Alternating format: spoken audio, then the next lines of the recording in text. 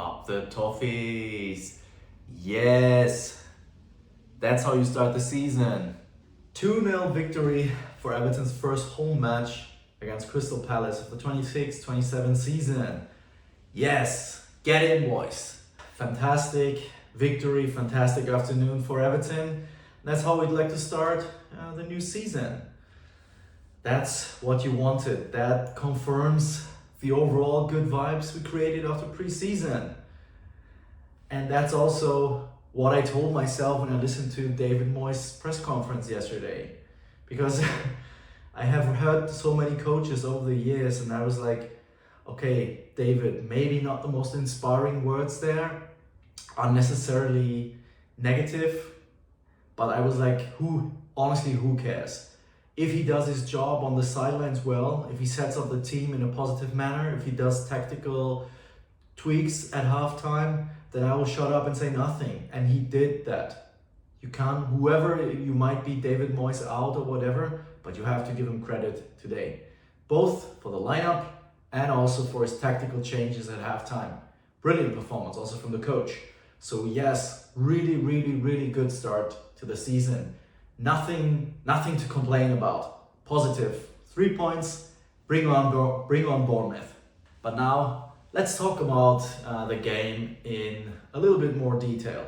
I think overall, yes, positive win.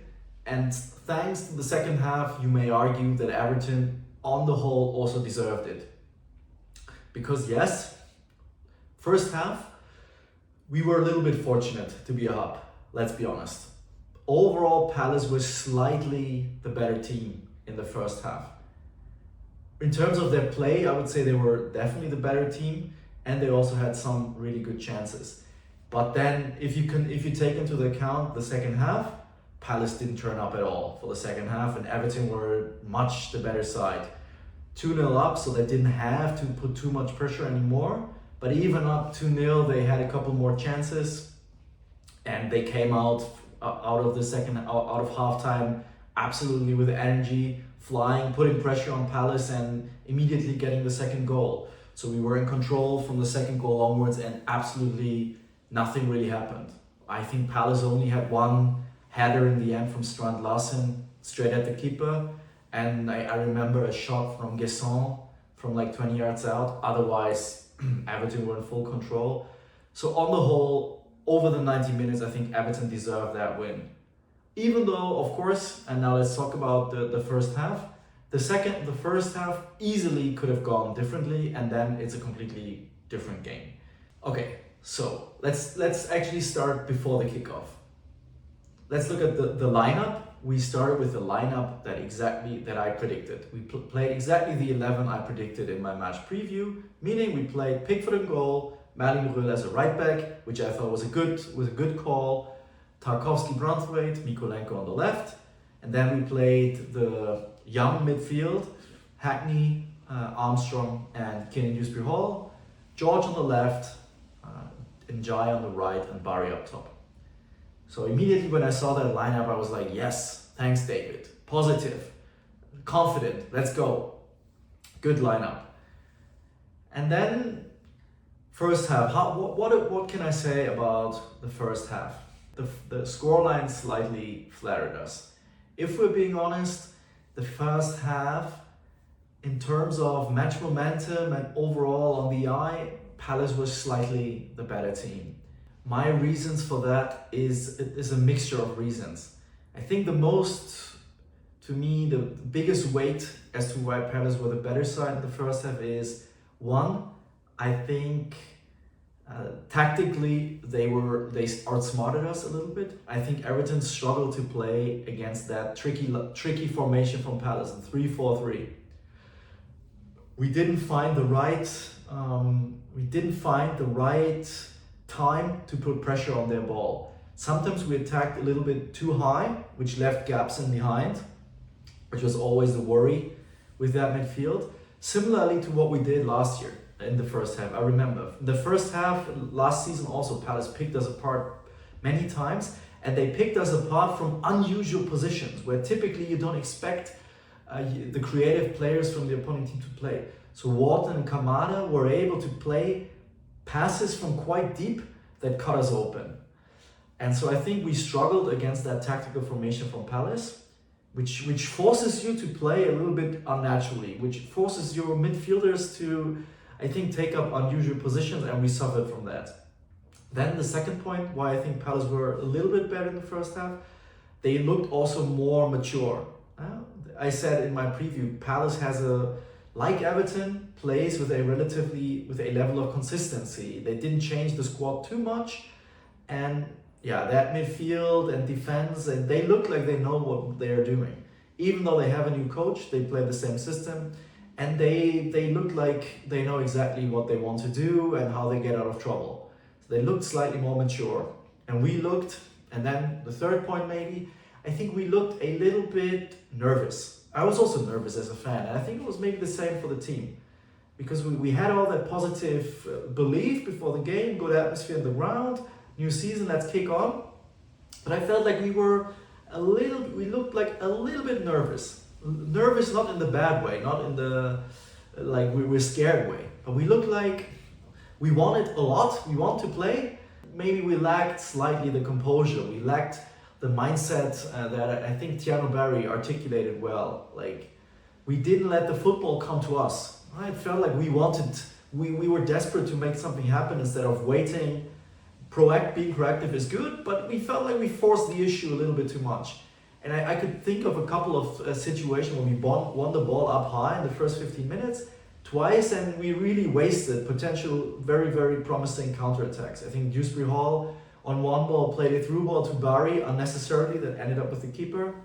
And on another occasion, we were 4-on-2, I think, ball to the left to Tariq George, and also I think he played a relatively tame ball in the middle which the keeper could collect. So I felt like these were moments that showed us maybe the nerves got a little bit to us. We played a little bit hectic there. Crystal Palace certainly had the bigger chances in the first half. They hit the post twice, and one was due to an unbelievable save. Like, that was like Jordan Pickford can add that straight to his compilation of unbelievable saves. That save he made against Nketiah is another world-class save.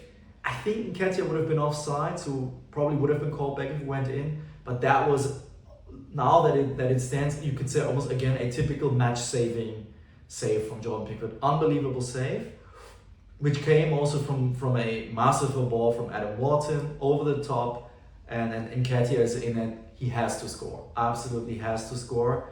I remember Nketiah also played for Arsenal against us a couple seasons back, and also was so wasteful. Again, I think if you're a Crystal Palace fan, there are two players in that first half you will be furious with, and Nketiah is one of them. The other one being Dwight McNeil, because I didn't think he played well. He had one good situation in the first half, but overall he looked off it. And personally, I want him to do well, but I didn't want him to do well against Everton, so I was happy he played. Like the Dwight McNeil, many Evertons know from recent memory, not good. So yeah, first big chance was, I think Nketiah was through. Even before that, big mistake from Tarkowski with a long clearance. Tarkowski heads it towards his own goal, and Nketiah is in. Takes a little bit too long, plays a ball, and then from 3 yards or 4 yards out, Mateta shoots over the goal. But I think Nketiah again could have done better for Palace. He had a lot of time. He should have in my view, he should have put the ball more to the inside and have a shot himself. Instead, he waited for Mateta to be free and then played a high ball to him, which was like on the height of his shin pad. And then Mateta could have done better, but I think Nketiah could have solved the situation better. Either play a flat pass on the ground to Mateta or have a shot himself. The third big chance came later in the half. Another kind of moment in transition where our midfield was beaten and then our back four was left exposed. Ball to the left. Nketiah this time plays a good ball in the middle. And then Mateta does everything right, takes it first time, but hits the post. So these were three glorious chances, and I think it also reflected in the XG. The XG for Palace at the halftime was 1.5, whereas Everton only had 0.3. Of course, XG doesn't always tell the complete story, but I think in that sense, they had definitely, Palace probably should have had a goal in that first half. And Everton, yeah, they struggled to find the game. Still, I wouldn't say the first half was a disaster either. I think we didn't play, it just didn't feel like the game was Everton's game. It felt more like Palace was in control. But still, and that was something I wrote down as still a positive from the first half, despite the lead, and I will talk about how that goal came. I wrote down, even though Palace look like your brain tells you Palace have been the better side, they've been tactically smarter and they look more mature, still, even then, Everton was able to create a number of good chances. Even when Everton wasn't playing particularly well, they also had many moments where they could have scored a goal, and it was simply the last ball, or we were in several promising positions. I mentioned the George pass. Barry was had the ball at his feet in the penalty box and simply made a mess out of it. The Dewsbury-Hall pass. Ndiaye had a good chance after a good play from Rö. So even though we didn't play that well, we had other good chances, and we went into the half with a lead. And that lead came through two players. One, Harrison Armstrong. He nicked the ball of Moyes, who will be furious with himself there, absolutely unnecessarily lost the ball on the right side. With no pressure, lost the ball to Armstrong, quick mind, saw that Moyes was caught into his minds, nicked the ball off him, and then he played in Dewsbury-Hall. Dewsbury-Hall at the edge of the box, after he had a very good chance just a minute earlier, which came from a brilliant run from him. He's at the edge of the box, takes the ball to his left, and then has an unbelievable strike. A strike that we got used to from Dwight McNeil, but he had a Dwight McNeil-esque goal. Scored from absolutely stunning goals, scored from a similar position as to what Dewsbury-Hall scored last season at Wolves. This time though, he didn't pick the short corner, but long corner.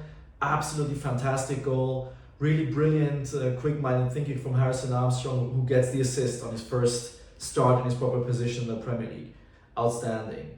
So everything goes into the half 1-0, and I wrote down a little bit lucky, but we go in, we take the lead, and even though we didn't particularly play well, on the overall balance, we didn't look that much worse. Palace had 3 chances, but that was it, and they mostly came from transition. One from a big mistake from Tarkowski, and the other 2 from moments of transition.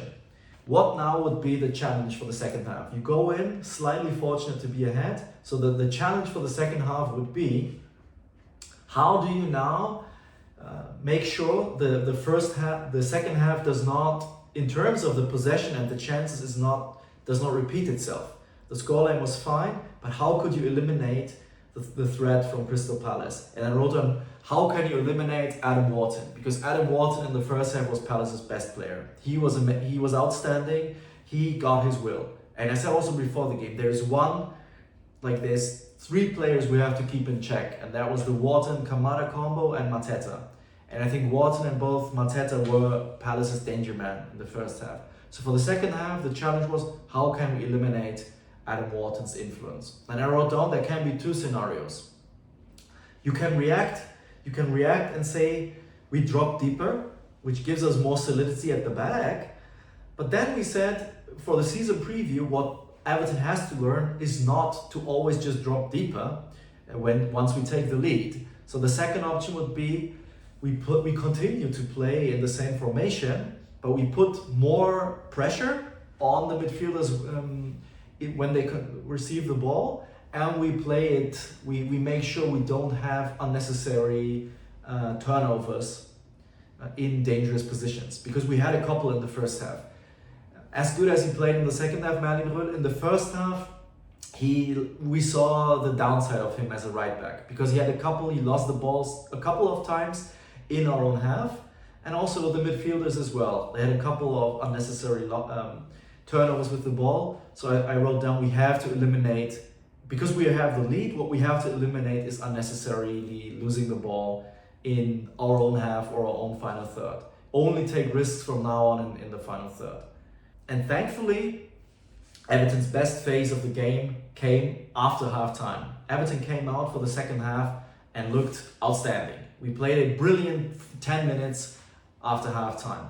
Absolutely, we did exactly what I hoped we would do, not sit deep, but we put pressure on Palace, and we played the first 10 minutes only in their half, several good chances, and then after sustained pressure, Relatively quickly, we got the second goal. The goal came this time not from a turnover, quick reaction, but we had wave after wave of pressure, and then Ndiaye put in an outstanding cross from the right, perfect cross between two of their centre backs, and Barry's there to head it in.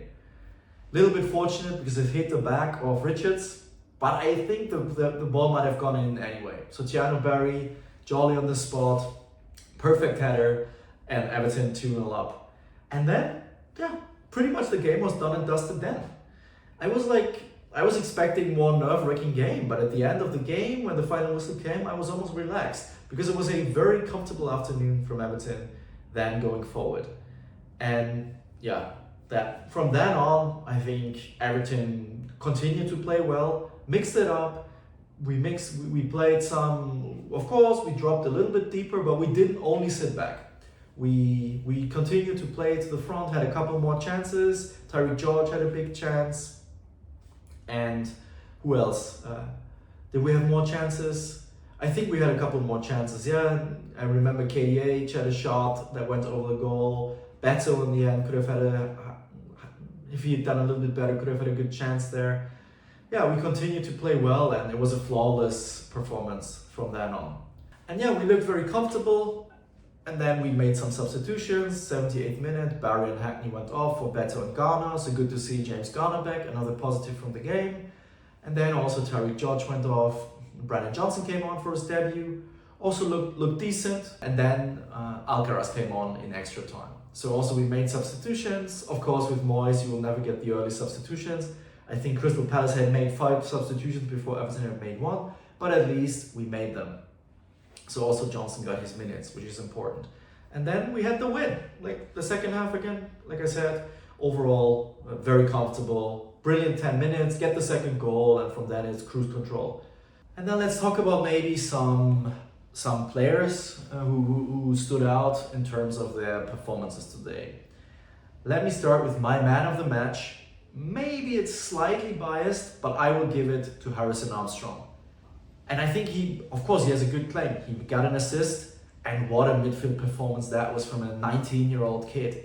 He played, again, nearly a flawless game. I don't know which was better, the Newcastle performance or that one, and I'm inclined to say that one because it was a more competitive match. He was everywhere. In the first half, also, he stood out defensively with a monster tackle, I think, on Mateta, which would have meant Palace would be through. And then so many times on the ball, so bright, everywhere on the pitch, again using his spatial awareness to look so comfortable in midfield. He looked like, he was our version of Adam Wharton there. Every time on the ball, looked very comfortable, and he got his assist, and also the passion, like even he put in a tackle in the 93rd minute, which would have won the ball in there in penalty box. Furious.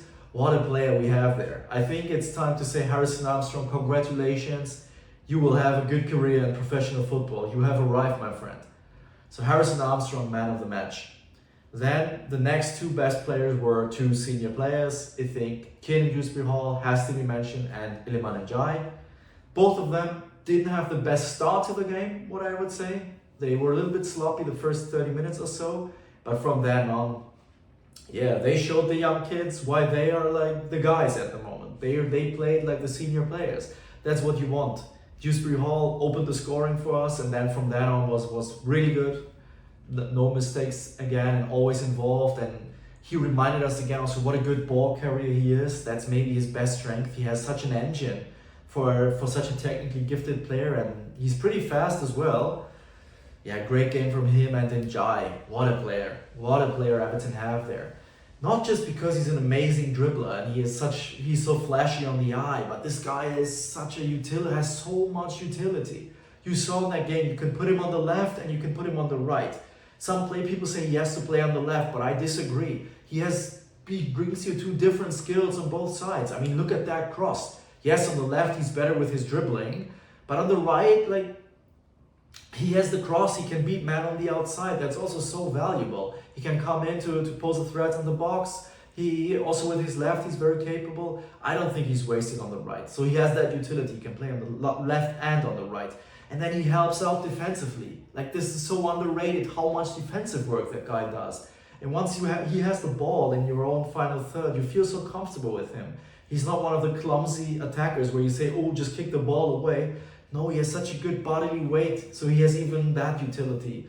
So many things, works hard for the team, defensively, outstanding player. And oh my God, what a cross for Barry. That was one of the best crosses I've seen in a while from an Everton player. Outstanding from Ndiaye. Had also a good chance to score. Now I remember, immediately after the 2-0, Everton maybe should have made it 3-0. Came after a good move from Dewsbury-Hall, and Barry plays across to Ndiaye, who has a free shot from about 14 meters central to the goal, takes it volley, and unfortunately it's straight at the keeper. That's something we always say he has to work on, be more clinical in front of goal. I think he should have maybe scored there, but still doesn't take away from an overall outstanding performance. So those three to me are my three best players from the game. And then let's complete and give my final grades for all players who played today. Jordan Pickford, I will give him an 8 because he didn't have too much to do, but he dealt with everything well, and he had a match-winning save. So for that, he gets a very good grade. If you keep a clean sheet and you have a match-winning save, like an outstanding save that only few keepers in the league will bail you out like that, yeah, you deserve a great grade, even though you didn't have too much to do. What I will say is, again, I wrote down Pickford's kicking. I think there are people say Pickford's kicking is so amazing, but today his kicking was 0 from 4. I think none of his long kicks connected, and I sometimes am like, be selective with your kicking. I say the same about Tarkowski. We have so many good footballers now. Really think if we need the long ball now. I think you can reduce them. So his kicking not great, otherwise still outstanding game. So he gets an 8, which is a very good grade from me. Then Ndiaye. First half he struggled. Let's be honest. He had this good assist for Ndiaye, but defensively he struggled, and he also had some turnovers. They were targeting him. So in the first half he was one of two players who was a bit of a concern. So first half I would have given him maybe even a 5, but then second half he made up for it. Like in the second half he looked extremely good. Also defensively, up and down, used his body. You saw what the advantage it gives you if you play such a tall right back, because he also headed out some balls, won his duels. Only in the very end, I think Yeremy Pino done him once. He completely fooled him there, but otherwise flawless second half. One of the best players in the second half. So he gets overall a 6.5.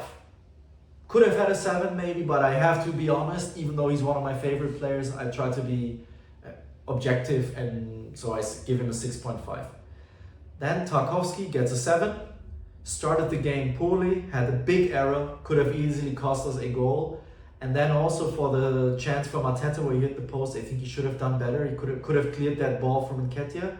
But then also he had extremely good moments, especially in the first half. He looked like an accomplished, strong defender. Some good clearances there. And then in the second half, very, very comfortable. Braithwaite, 8.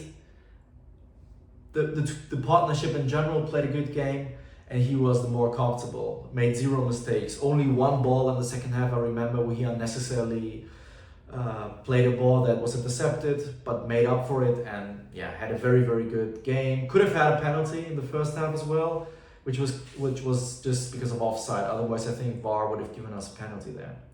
And then Mykolenko, and it has to be said, he had a good game. He gets a 7.5 from me. Not outstanding, but especially in the first half, he played well, and in the second half, he dealt with everything. I think there was no threat at all coming from his side, some good blocks. Mykolenko, 7.5. Excellent game from him. You can't have any complaints. Then let's go to the midfield. In the midfield, I've decided those grades. Hackney gets a 7. Played a good game. I think again, Moyes can't say he didn't look ready. He looked ready. Positionally, he looked ready. I have given him only a 7 because the midfield as a unit in the first half, they looked vulnerable. They looked vulnerable on the counter, and they left too much space. The back four was exposed, and not because of the back four, but I think it was a lack of, the midfield sometimes got it wrong. They picked the wrong moments to be aggressive and struggled to find the right shape, the right time to man mark, and when to mark the position, the space. And I think Hackney was the deepest midfielder, so he in that sense failed to protect the back four in the first half, so he gets some slight minus points there. And also he didn't have the offensive highlights that Armstrong and Dewsbury-Hall had. Still, he had a good game. That giving him a 7 doesn't mean he didn't have a good game. Very, very positive start, and you can be proud of his first performance in the Premier League. Very, very, especially first minutes, I thought he looked like the one who had the ball. He was involved straight away. Really good really good debut for Hayden Hackney. Dewsbury-Hall gets an 8, and Harrison Armstrong gets the highest grade. He gets an 8.5 from me. Got a goal, got an assist, so a score in his first game of the season, and yeah, played an outstanding game, nearly flawless. He doesn't get a higher grade because the midfield overall in the first half struggled a little bit. And yeah, I rarely give out 9s or 10s. For that, you have to have a wow performance. He had an excellent performance, but not a, let's say, legendary performance. The wingers, Ndiaye gets an 8 and Tyreek George gets a 7. I first wrote down 6.5 because Tyreek did not have nearly the offensive highlights again of Ndiaye. Didn't set up so much. Had a good chance, but in his final third could have been better. But what we saw from Tyreek is that he has also a player that gives you a lot of utility. He's such a good ball carrier, and he's also very good at cutting inside and switching the game to the right.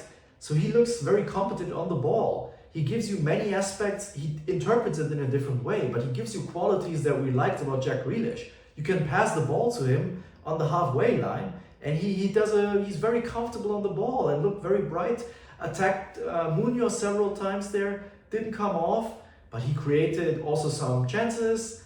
Yeah, good game from him. What we want to see more is like his in the final third, a little bit more clinical. That was missing for him to get the grades of Dewsbury-Hall or Ndiaye. And then the striker, Barry. He got a 7. He gets a 7 from me. So you might say, oh, he got a goal and only a 7?